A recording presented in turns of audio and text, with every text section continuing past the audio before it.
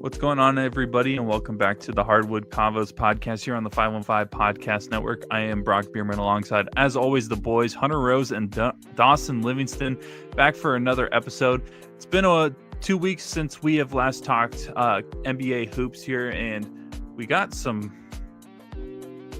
big headlines to talk about today for sure, heading into this episode that we'll definitely hit on.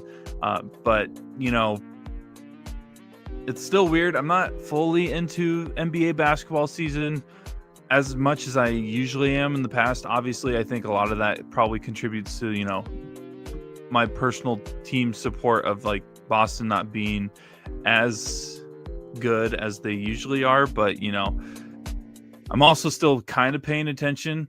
But we're going to start our show, as always, just kind of checking in with everybody, seeing how they're doing.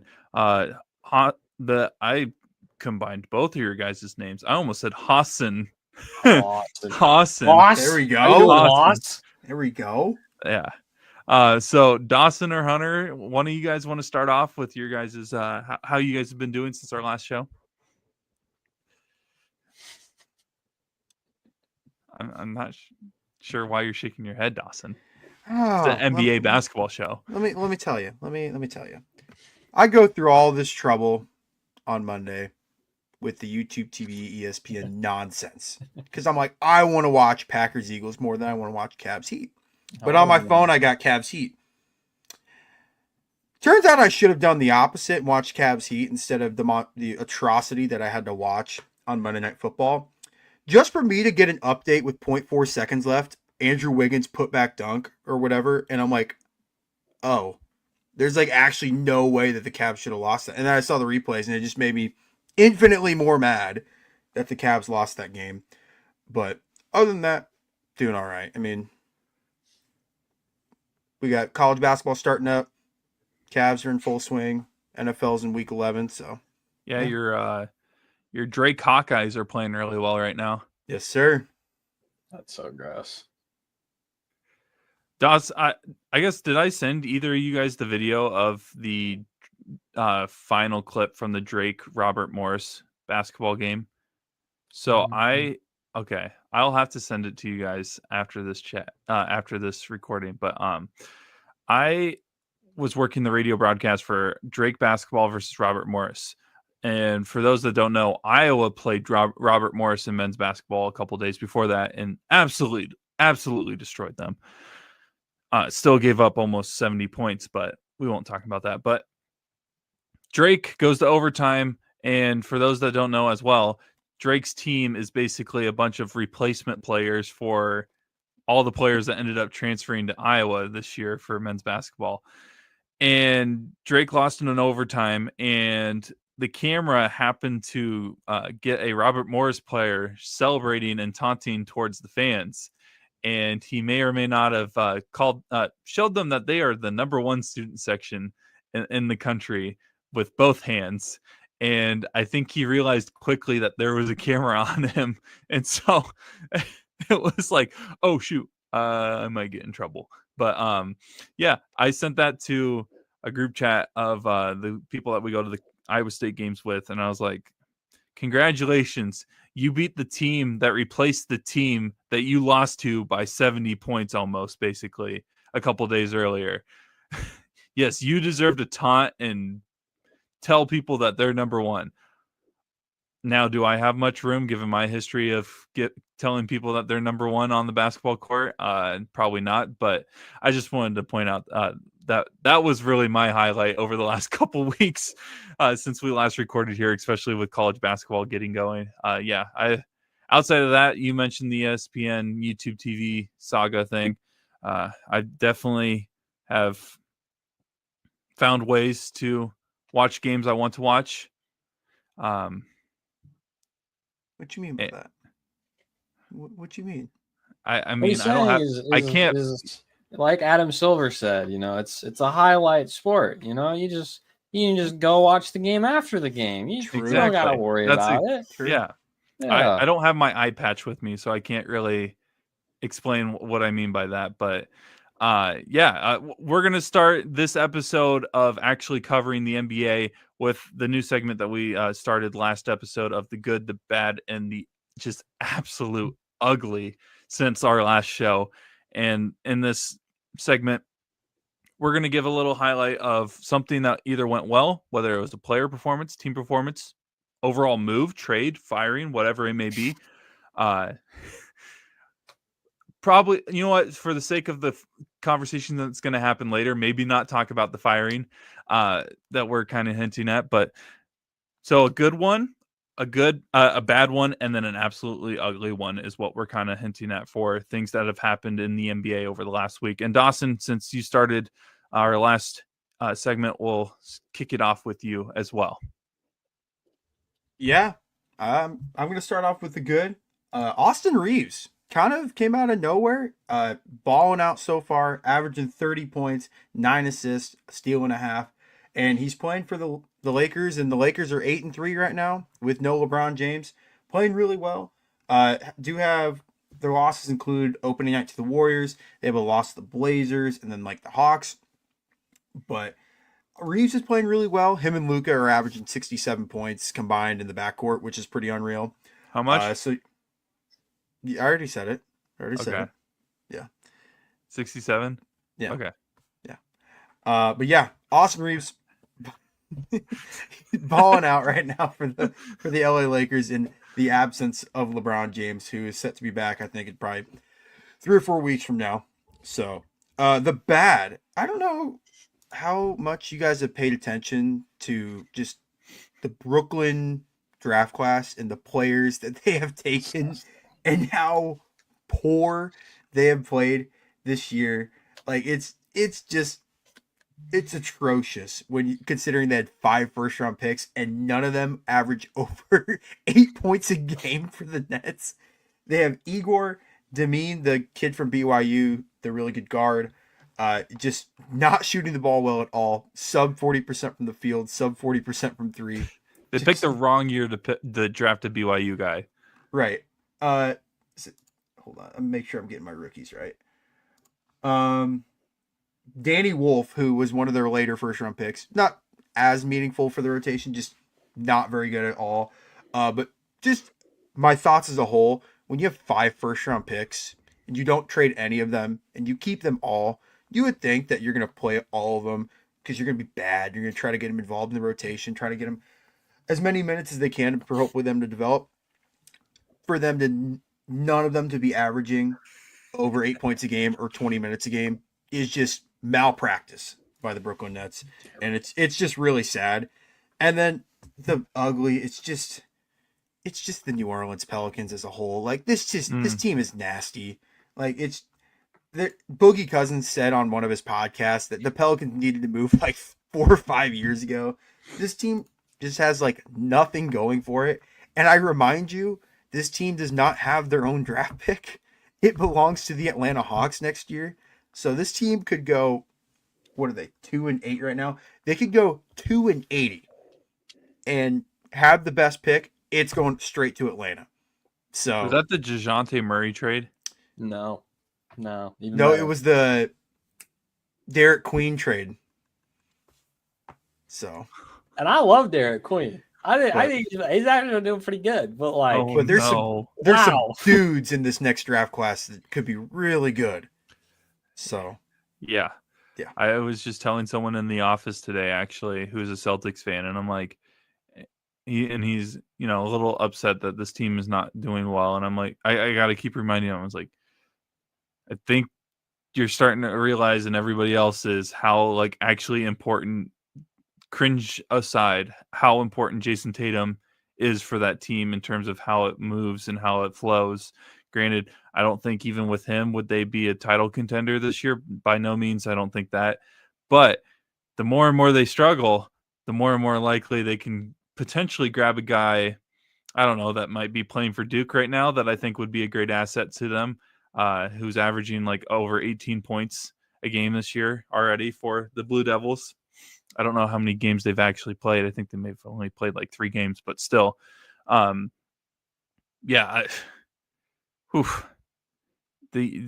Pelicans, man. Nasty work. That was your ugly, right? That was my good was Austin Reeves. My bad is just the Nets draft class as a whole, and then the ugly is just this entire Pelicans franchise. Here comes the few opportunities that may ever see me giving any credit to the Lakers. But I saw someone, and maybe we touched on this the last episode, of comparing Austin Reeves' performances to Linsanity, and people really need to remember that Linsanity was literally like 7-9 games. Austin Reeves has been playing really good since actually the second half of last year's NBA season when you really look at it. So he's been a huge part of why they are where they're at right now, because Luka's kind of been out a couple times. LeBron still, who knows when he's going to get, and I think it's sooner rather than later, at least coming up here. But yeah, Austin Reeves is just, one of those guys that nobody wants to admit is actually a good basketball player, but he is a good basketball player. Yeah. Yeah, he's balling out right now. And right now the Lakers are playing the best team in the West as we speak in the Oklahoma City Thunder. So we'll see how that game goes. Yeah. Hunter, what's your good, bad, and ugly?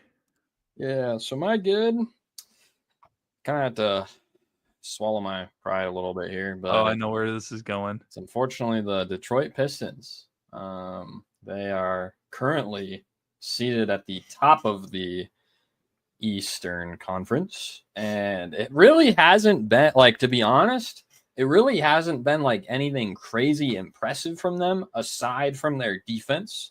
Defense has been absolutely phenomenal. Easily, in my opinion, like a top 3 defense, easily top 5, arguably top 3 defense in the entire NBA. They do a great job at forcing turnovers, being able to create opportunities on the other end of the floor based on those turnovers. And the impressive thing from it has been that it's all like their offense has not really been terrific. It's been good. In fact, it's been good enough to win games. But they're kind of middle of the pack overall in a lot of different ways on the offensive side of the ball. It's just that their defense is so good that they've just been able to win games. Obviously, the other night, Cade Cunningham dropped, how many points was it? 30-some points, maybe. We're not going to talk about how many shots he missed. I guess nobody wants to talk about that, I guess I should say. Wasn't like the most shots ever missed in NBA history or anything. But yeah, overall, they've really, really done well. And especially in a year where everything's kind of free for all in the East, they are really taking advantage of it. And especially compared to, a lot of people's other favorite, the Orlando Magic, they've really seized the opportunity and have played well. We'll see if they can keep it up, but overall, going great. My bad is the Los Angeles Clippers. And man, like, This one, like, I'm not a Clippers fan. All right. I may have been a Lob City Chris Paul fan. Current day, definitely not a Clippers fan whatsoever. But I on this podcast had high hopes for them. I believe I specifically said I don't know if I can have them over teams like the Rockets and the Thunder, but like easily, like top 4 team in the West. No, this is just ugly. This is just atrocious. I don't know how in all my previous years of watching the Bucks get older and older and be more and more bad, how that didn't go through my mind about this when I see this Clippers team. But dude, they are so old, and it just so easily shows. Like, they are playing in the wrong era, just in general. Like, overall, 23rd in the league in points per 100 possessions, and I'll get to why I'm using per 100 possessions. 26th in points allowed per 100 possessions, which overall puts them in the bottom 5 of the league in point differential per 100 possessions. That is worse than the Mavericks and the Jazz and the Hornets. And the Hornets may have just beaten the Bucks earlier tonight. I don't want to talk about it. No Giannis, so it doesn't count. But the reason I show this is to show that, like, how slow they are playing. Because if you were to just look at overall points per 100, like, it's still, or points per game, it's still really, really low. but their points allowed is also pretty low. So they're like, oh, like this isn't too bad. No. Like if you were just like taking the way they slow down games just as a whole, they're still getting ran out of the gym, just night in, night out. It's terrible. And although they've missed time from Kawhi, Beal, and Bogey now, like that's just not an excuse for the way that they're playing. In fact, if anything, it shows how old they are and how it's not going to get any better. Like I genuinely just don't think there's a way they can turn this around. And it's not like they can do anything like with it. Like they kind of just have to like suck for like a few more years. Like there's literally nothing they can do. They have no assets whatsoever. And the only assets they have are like guys you kind of have to keep. And my ugly is one specific moment. I wasn't thinking about this. I should have sent it to Brock to play. But a few days ago, the Mavericks and the Pelicans were in an absolute heater of a game. Absolute dominating battle. And I kind of forgot when this happened. But with about 2 minutes left in a 3-point game, the ball finds its way to Klay Thompson's hands in the corner. And bro shot it backwards out of bounds. This wasn't like Chris Middleton like last year when he shot it backwards and it ended up in somebody else's hands. It was one of the coolest assists I've ever seen. No, this ended up into the hands of a guy on the bench in a 3-point game. That's terrible. I kind of feel bad for Klay Thompson because he plays for the team he plays for without the people he probably wanted to play for, and well, more so with. And yeah, now he's shooting the ball backwards after also putting up some of easily his worst numbers probably in his entire career. So I think I found the clip. Excellent. It's glorious. It's great. It's so pretty. Give me a sec to restart it here. Shoot. There we go. Shout out Sintel. So the Pelicans. Black turns down the three. Oh! How does that happen? Klay Thompson lost it. So the Pelicans. Black Slips out of his hands. Ooh. Just feels bad, man. Feels bad. You But know how is bad that is? That's ugly. almost as bad as Paul George shooting it right into the back of the backboard in the ball bubble. game. And wait, which team was like? You were just talking about the Clippers. Just another example of the Clippers being the Clippers. Ball game. Ball game.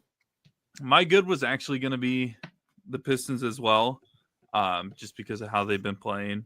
And I mean, I picked JB Bickerstaff to win Coach of the Year, so I've been feeling pretty good about that. Cavs legend JB Bickerstaff. I do. But honestly, I think my good is probably just going to be again this Spurs team is just so fun to watch. It like you can't watch a Spurs game and be like, I hate this form of basketball. This is not fun to watch whatsoever. And we were not worried, but we were interested to see what it would look like with De'Aaron Fox playing with them. And granted, he's only played 2-ish games. I think he might be playing tonight, right? But he's averaging over 20 points a game for them.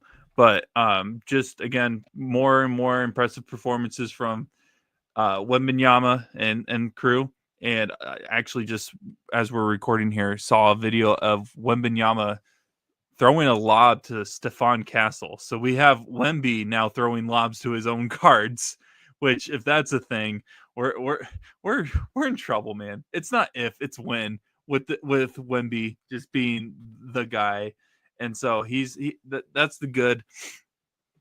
The bad, the Bulls have finally gotten to the point where they are now back where they are expected to be year after year. No longer frisky. On a 4-game losing streak, and they're 6-5 after what?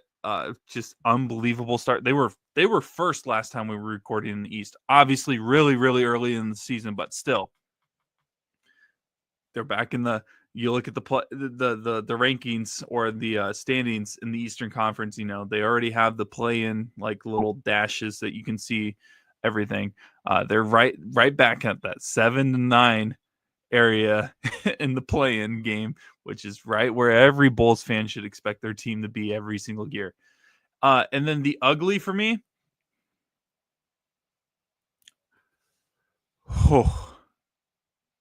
the bottom three of the East is some of the most ugly basketball that you will ever watch. By the way, the Wizards started 1-0. They beat the Mavericks. That doesn't count. That game doesn't That's count. why They also they lost to the Bucks first game of the season. Oh, they did? Mm-hmm. Okay, my bad. Oh, I'm not the greatest at math. I But looked at them their record. beating I the saw Mavericks 1-10 and isn't 1-9. Jesus. Who let me graduate from college? I looked at their last 10 and I thought that was their actual record. I was like, they're 1-9. But anyways, 1-10. The Wizards are. All three of these teams are 1-10. By the way, the Pacers, which I will give them a pass. This year's a throwaway year for them. Let's be honest. They lost Miles Turner, which we can talk about whatever that was, if we want, when he made his return to Indianapolis. But Brooklyn's also 1-10. Hunter, you talked about how bad the Nets have kind of been, but you look at this and you look at what they're averaging for points per game. Brooklyn's averaging literally 0.1 under 110. The Pacers are averaging 109, and the Wizards are averaging 113, almost 114. Then you look at the points that they're giving up. Wizards 129, Pacers 121, almost 122, and then the Brooklyn Nets 124, basically 125. Oh, this is there are very few fans, I feel like, outside of the state of Indiana that are fans of any of these teams. So if you're a fan of one of these three teams, I pray for you, because it's not been good, and it's not going to get better either. If you look at these team structures and how their futures might be heading, if we're being completely honest, which you would think that, the way the draft lottery set up, or just anything, like these teams should be able to rebuild pretty quickly. And yet here we are again talking about the Wizards and the Nets being at the bottom of the Eastern Conference, and it's not even close. So that's the ugly, is the Wizards, Pacers, and Nets and how they've been playing in the NBA. Nasty basketball. Disgusting. And the Wizards are about to drop to 1-11 because they're down by 18. They're playing the Rockets, but so they're about to drop to 1-11. Yeah. So not good. So let's get into basically the main purpose of this episode. Not the only reason we're recording, because it's been a week or two since we've been on here last, but the move has finally happened that we kind of all thought was going to happen at some point. And it is the one that, I think a lot of people were wanting to happen after the Luka Doncic trade occurred, sending Luka to LA in exchange for AD and some other things. But Nico Harrison has officially been fired by the Dallas Mavericks. No longer a part of the organization. And this comes after basically all these little headlines coming out recently of how Nico has been portrayed by the organization and the people within the organization. Because the Mavericks have been really bad recently. They're 3-8. Injuries have been already piling up, or at least hurting them in certain ways. They're just not playing the best basketball. Outside of a few highlights here and there, I don't really know if Cooper, at least I don't think Cooper Flag has made a huge splash per se of what maybe people were expecting from one of the most anticipated talents entering the NBA in recent memory. They're 3-8 currently, And all of a sudden, over the weekend, you started hearing rumblings of like everything is falling apart within the front office. Everybody thinks that Nico's going to get fired at some point.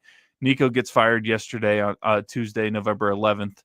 And around the same time, more things came out. Like I think today, and Dawson, I think you were the one that also saw this, so maybe you can clear it up, the more information or whatever. But it sounds like Anthony Davis was pressured into playing before maybe medical staff thought he should be playing by Nico and the Mavericks. So if that's the case, that's a major red flag for this organization, especially given Anthony Davis's, injury history. So with the news of the Mavericks firing Nico Harrison after everything that's went down in his tenure as the GM of the Mavericks, what are you guys' thoughts on them finally pulling the trigger on this move? And honestly, what is next for the Mavericks? Scheduled tweet. That's how I, as a good friend of mine, as one said before, Nico Harrison being fired was a scheduled tweet. Like it's just crazy. Like the fact that like there's just so many what ifs that kind of like go through my head with this, where it's like if the Mavericks would not have miraculously landed with the first overall pick, like I don't even think he makes it through the summer. Like he's gone. Yeah, like it's just insane. Like it could have even been like the second pick. He's still out of there. I'm not gonna lie. Like there's just no way. But it again. It's just it's hard to not talk about just like the trade in general with him being fired. Even though I feel like we've definitely talked about it a handful of times, and everybody's just talked about it a handful of times. It is just mind-boggling to me that you make the finals led by a 25-year-old superstar. At that point, I believe 4-time first team All NBA. Just that does not happen, first of all, to be that young and make it on the first team that many times. After making the finals, that you are like, you know what? Like, let's trade him. Like we're gonna move on. Defense wins championships. Like, holy, like what? Like, what are you on? First of all, but yeah, it's just insane to me. And yeah, I'm sure Dawson probably has like way more details about the injury stuff, but I think the other thing I heard too that just makes it so like just makes all this so much even like weirder is like, especially with what happened with AD with his thing. From what I understand too, of like his current injury being, I think it was like a meniscus, and then they're kind of worrying about his ankle then. Like, if I remember right, it was the same exact injury that Luka Doncic was dealing with before he got traded, in which not just the GM, but the owner, I believe, made a comment of like, if you don't want to be here, like you don't get a essentially like rehab on vacation, like you have to be here for it. For AD to now be going through the same thing.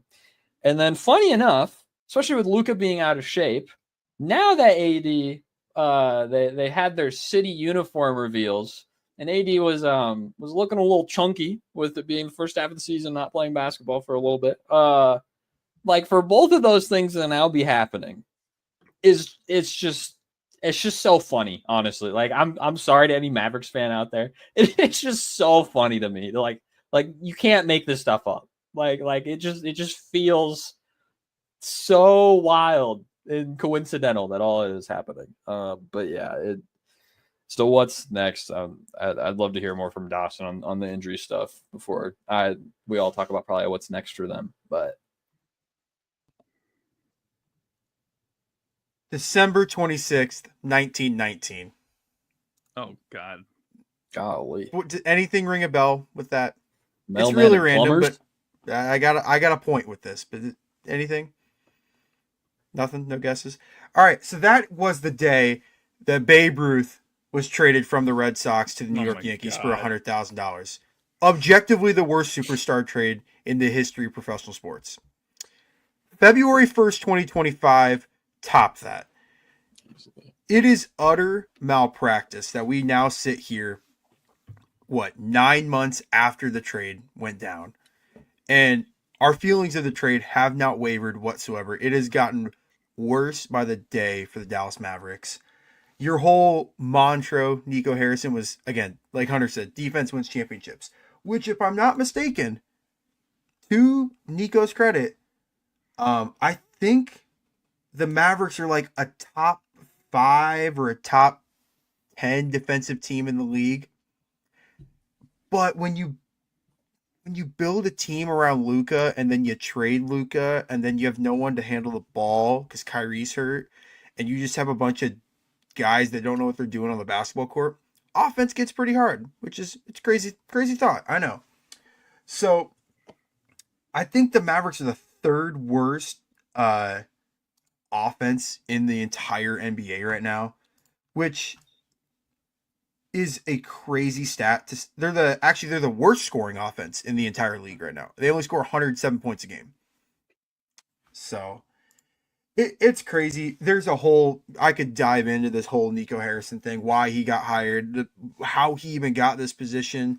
We were talking about a guy who didn't have any front office experience before he got the job, and then is the sole reason why Steph Curry is not with Nike after Nico Harrison being with Nike for 20 years. Pulling up the wrong slideshow with Steph Curry in the building and then calling him Seth, as Hunter said before he started recording. Just utter malpractice by the Mavericks, by Nico Harrison. And we're not that far removed from the Mavericks being in the finals. I remember us talking about it. Like, the Mavericks, their team looks really good moving forward. They had just gotten Klay Thompson that following offseason. Like, this team's got momentum. Luka obviously goes down for the first month or so of last regular season. And then Nico Harrison's like, nope, this 27-year-old in his prime who we thinks is out of shape, we don't want him anymore. He only averages 30. We don't want him. Who would have thought when he loses weight, he averages 37? 37. Nico, the fact that, like Hunter said, the fact that you kept your job this long, you should have been fired before the lottery. There was no skill involved in getting the first overall pick. You just got extremely lucky with getting Cooper Flag.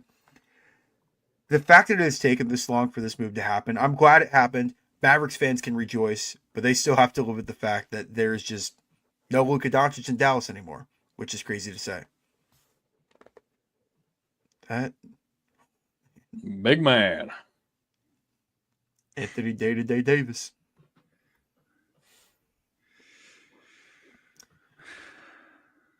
Yeah, this just is a insane. mess, dude. Poor Mavericks fans. Just insane. They were in the finals. Yeah.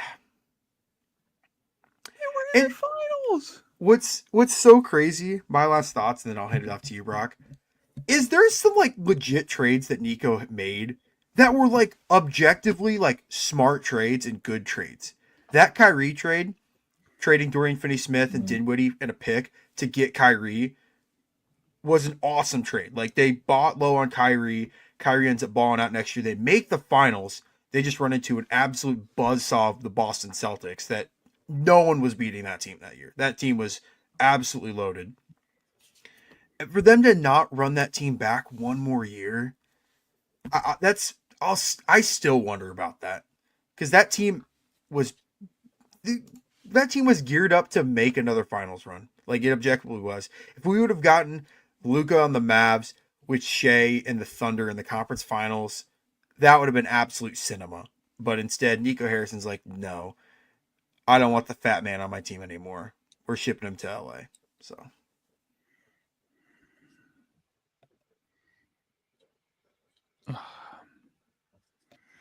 This team didn't deserve Cooper Flag.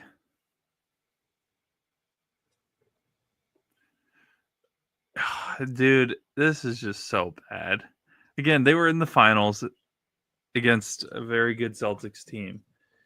And I don't even understand. I still don't understand the motive behind trading Luka. There's not one that makes enough sense for me to be like, okay, I can see what you were doing. There's not one. I'm sorry, with what you got in return, there wasn't one thing that was like, okay, that makes a little bit of sense. And you mentioned, the Kyrie trade was a good idea and everything, but you know what? A blind squirrel finds a nut every once in a while as well. And That was Nico's blind squirrel situation. Just like even Dawson pointed out, like it was a buy low too. Like it still objectively, even though it ended up being a good trade, like it was a gamble. Like you were trading for a guy who was injured and still aging. Like and he was the most polarizing player at the time. Yeah. And thankfully it paid off. They to be fair, a point against that trade, they missed the playoffs that season. They didn't. They lost the play-in. Ended up getting the pick for Derek Lively. Ended up making the finals next year a lot because of Derek Lively and that center rotation they had with Kyrie. Like I don't know. I feel bad for Dallas fans, not really Cowboys fans because they're just super annoying. But if you're just a Mavericks fan or you were a Micah Parsons fan, watching both of those guys get traded within 8 months of each other, it's just brutal. It's just brutal. Nah. So I feel for Dallas fans out there. Nah. Their Rangers won the World Series, or if they weren't Rangers fans, they were Astros fans. So then screw them more. So Fair enough. No. I mean, heck, if that means Dallas fans are going to be really bad with basketball over the next year, I can't wait to see the video of people like spreading ashes on the basketball court after a game. That video threw me off that I saw a week or two ago from the Cowboys. Which, I mean, hey, if you're that big of a fan, I'd love to have my ashes spread on some football field as well. That would be cool. But the video, just the fact that there's a video of it kind of made me laugh. But no, they are so lucky that they have Cooper Flag if it ends up panning out for them. But like, man, I feel bad for Cooper Flag, honestly, more than anyone in this situation, because he's the one that's getting screwed. Because, I mean, gosh, it's not even been that long ago when I can't even remember the draft order. But he could have gone to a team. He could have went to the Spurs. Like, legitimately, we could have been talking about Cooper Flag and Victor Wembanyama teaming up together. Granted, the Spurs got Dylan Harper, which so far has been a good pick for them. But still, you look at the top 3 picks in the NBA draft. You had the Mavericks picking Cooper, the Spurs picking Harper, and 76ers picking Edgecombe. So, honestly, 3 great picks. I actually think they're going to be really good in the NBA. But, like, more specifically, the team thing is what hurts me the most about this, because I feel like Cooper's going to be screwed over more than either of those other 2 players, and Harper and Edgecombe, just because of the move that they made to trade Luka like that is going to set back this franchise a decade. I really do think it's going to be a decade before you could say the Mavericks are going to be legit contenders. I have their future draft picks pulled up. So they have their pick for this year. Next year, their first rounder goes to Charlotte. The year after, it goes to the Thunder. The year after, that pick goes to Brooklyn. The year after, their pick goes to San Antonio.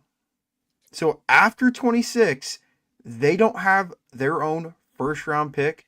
Thank you, Nico. Till 2031. Thank you, Nico. So, thank you, Nico. Yeah, shout out Nico Harrison. Well, then I guess we should continue this conversation. What is next for them? Literally, what is next? You have a really, really good, raw, talented player in Cooper Flag, but you have a bunch of aging assets, and you don't have any assets for the future except for this upcoming draft, which, granted, if you absolutely tank this year, which all signs leaning towards that, you could get really good player in this draft. There's a handful of them out there that I feel like they're going to prove it. I'm a big fan of Cameron Boozer, but that's not the number 1 overall pick, I think, heading into this year. But I think, how do you pronounce his name? Debase AJ or Debanza. Debanza Debanza. from BYU. Rainbow face. But yeah, after they are so lucky that they have a pick this year. But also, if they didn't even have a pick this year and they didn't have a pick the following years as well, I still don't know what they're going to be able to do. Plus, who are they really a destination for free agents or players that want out? So like I said earlier, what's next for them? I think it is another 12 years before the Mavericks are ever competing in the Western Conference again. I'm interested more now to see how long Cooper Flagg will stay calm in this situation, I guess. I'm curious to see what they do with AD and Kyrie, because those just seem like the obvious guys to trade. Those guys have value. Kyrie doesn't get back till next year at some point. But like AD, like you think about teams that could use a guy like Anthony Davis, or teams that could like buy low on AD and see if he's worth the upside. Why not like the Pistons, who are already sitting at the top of the East? They have the Tobias Harris and Duncan Robinson contracts to throw out. They can throw like a pick. They don't have to get anything crazy. Yeah, I don't know. It's tough. You know how bad this situation is? I have the stress ball here that I just kind of casually use whenever I'm stressed out, obviously stressed out, or just need something to fidget with. I just popped it. That's how bad this situation is. I am sitting with a bunch of blue beads, like literally all over. Oh man, that's gonna be a mess. Yeah, so I got to clean that up after this show. But that's how mad I am at the Mavericks. So I have popped this stress ball. So I agree with you guys. Like, you have to get rid of AD and Kyrie. And I think, honestly, even with Kyrie having such a like really messed up injury, like I do genuinely think there are teams out there that would take him. So AD though, so the problem with AD is that when you think about like, oh, with the trade with it being AD, really an AD and Luka swap. Like I love Max Christie, and I still am confused how in the world they only got a single draft pick out of it. But the reason it all worked out is AD is currently making $54 million this year. Next year, it's making $58 million. And the year after is a player option. So we're going to go ahead and just say AD is going to be making $62 million in the year 2027. If he can even walk. Like in a world where AD gets like, I don't know, if he gets the Goku and Vegeta treatment and just like gets shoved into like a tube that magically heals him over a certain amount of time, like a certain amount of days, like that man, I'm sure will get taken by somebody. And I'd like to think, yeah, I actually think the Pistons fit will be really good.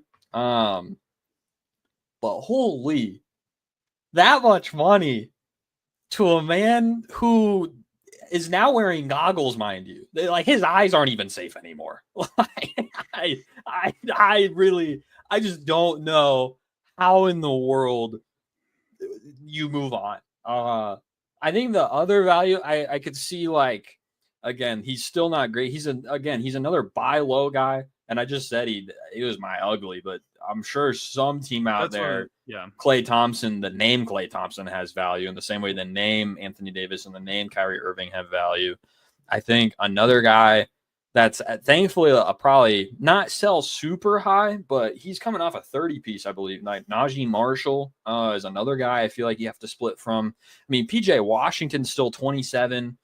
Fairly friendly contract, and he was making what 6 threes a game in the playoffs just a couple years ago, which, mind you, the Dallas Mavericks went to the finals a couple years ago, led by Luka Doncic, and then they traded him. Really? But yeah, I know, crazy, but he's movable. Outside of that, I guess Daniel Gafford.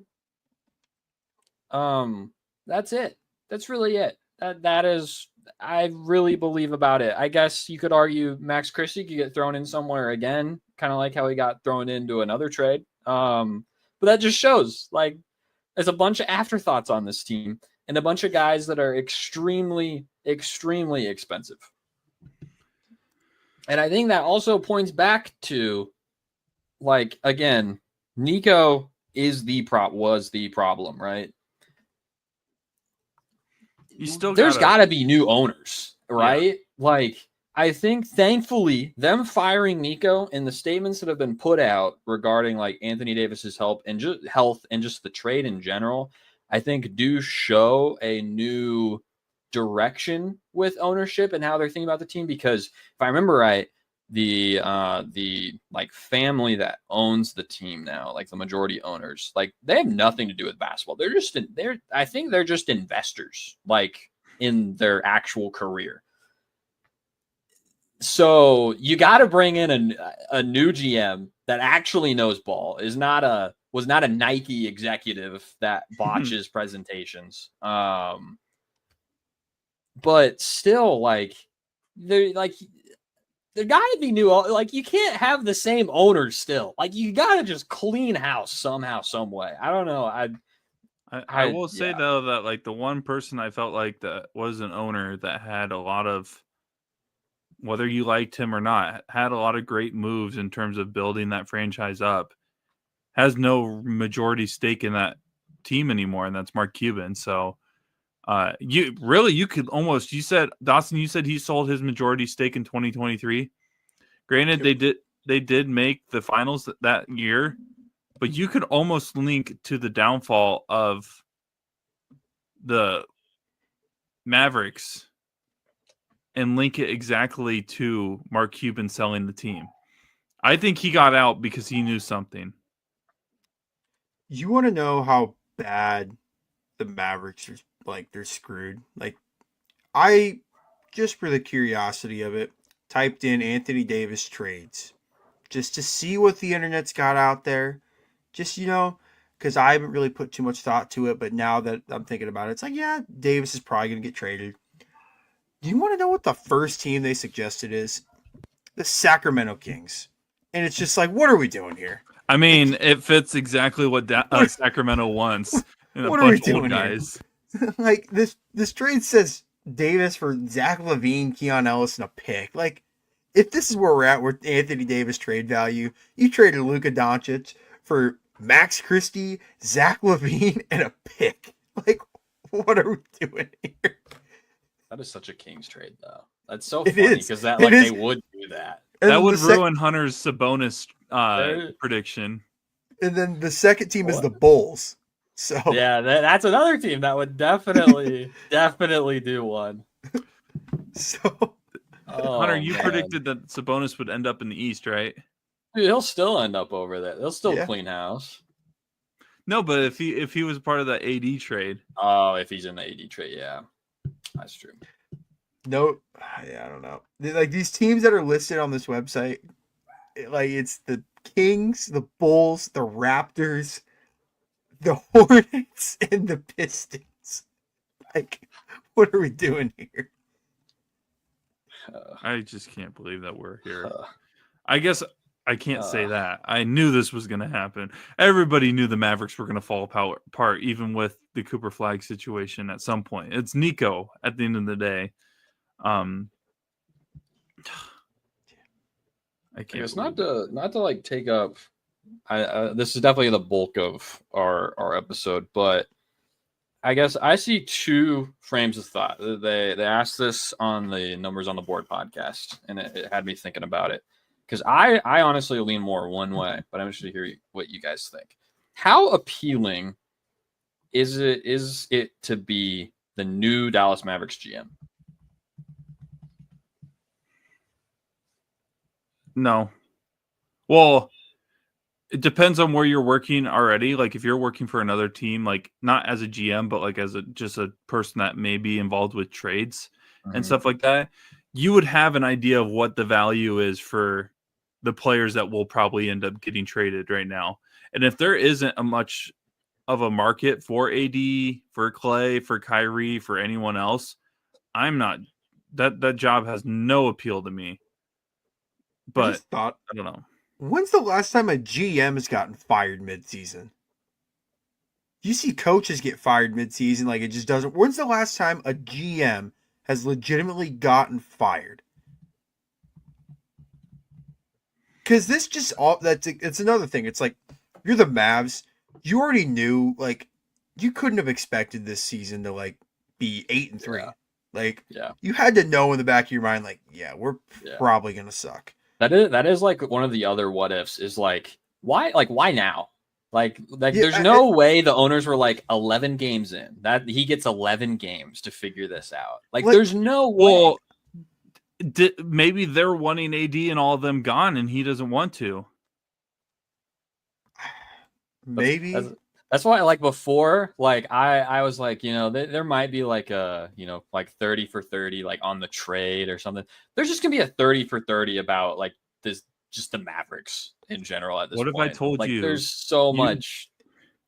What if I told you your team drafts a once in a generational talent? He leads you to the finals, and then your GM trades him to the LA Lakers to team up with LeBron, and in exchange for an unhealthy glass-built power forward. ESPN Films present Nico. We're gonna force to play basketball. ESPN Films presents Nico. It's just so, but nonetheless, like how appealing, Dawson, how appealing do you think it would be to be the Mavericks GM? I'd rather watch paint dry, to be honest. Hunter, would you take it?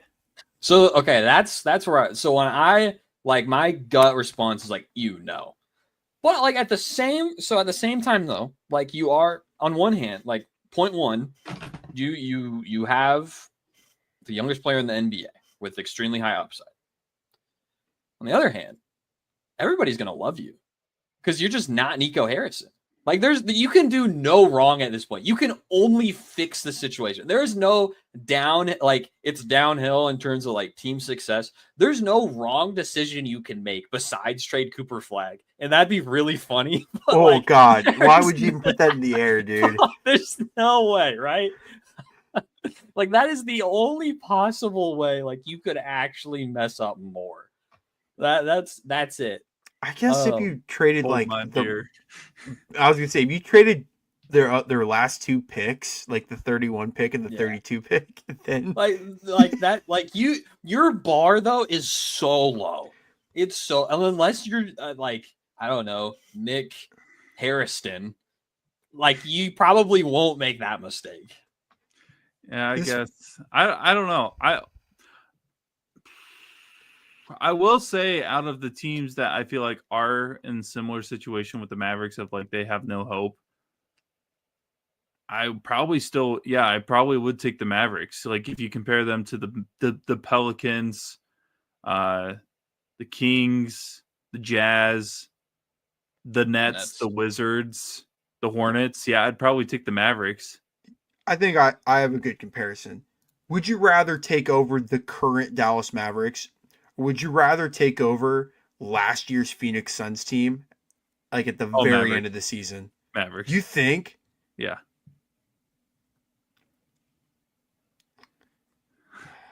I think I would also do the Mavericks. I Cooper Flag is a big proponent in this. That's why. Yeah. But like it's closer than you want to admit on that one. Yeah. Because no offense to Cooper, he hasn't like wowed people. His best game has been against the Bucks. Like Monday night was easily his best performance thus far. Yeah. Like 15 points a game, 7 rebounds, 3 assists. Like I know they tried that experiment with him at point guard. That just was that was idiotic. We always said that they need a point guard.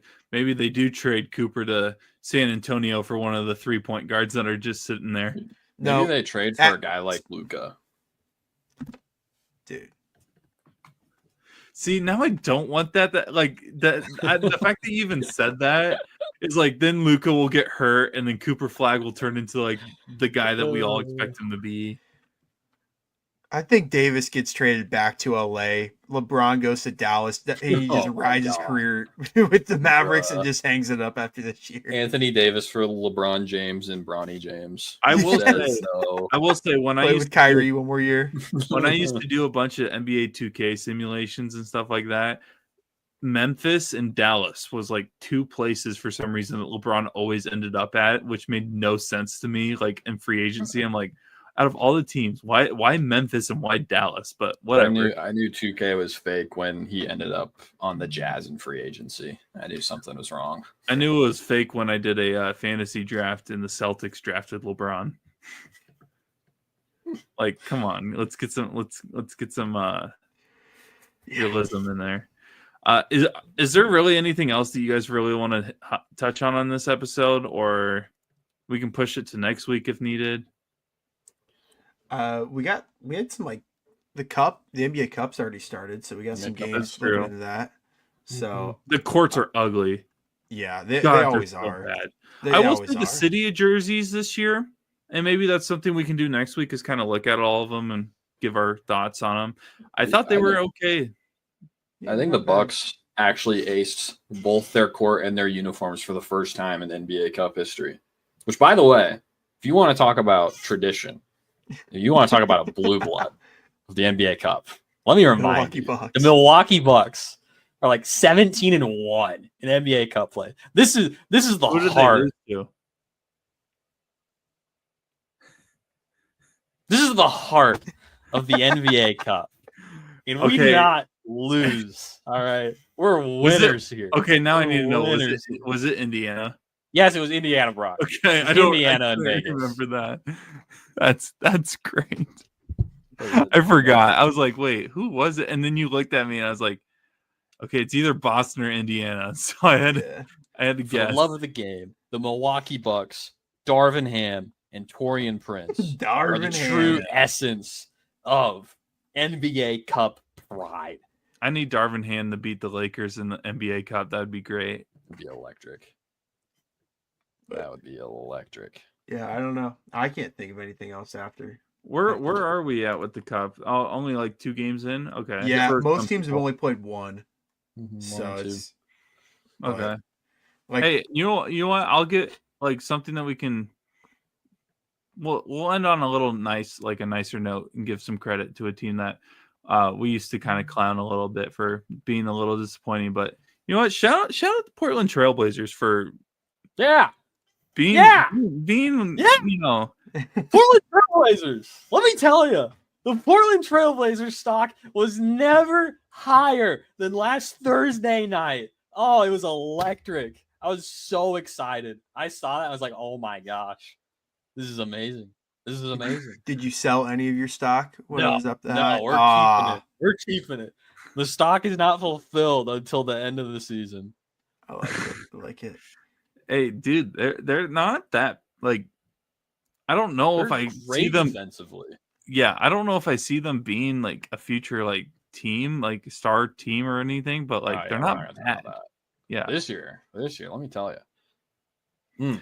Can Lillard get back in time? You know, who would have thought that Drew Holiday would have like shot the ball well?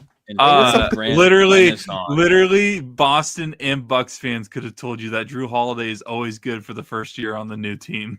Well, he's always good to the first year, and he's always good in the last 2 minutes of any basketball game. That is prime Drew Holiday. Yeah.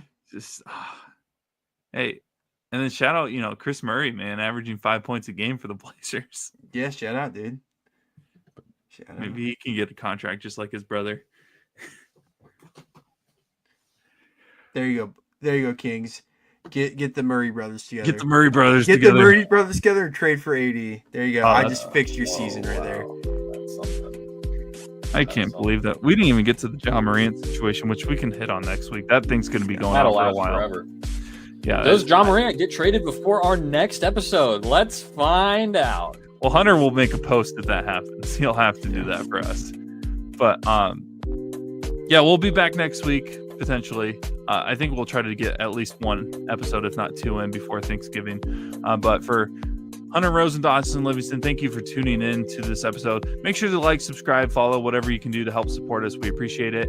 There will be a Between the Hashes podcast that's already out. Dawson and Braden took the reins on that episode.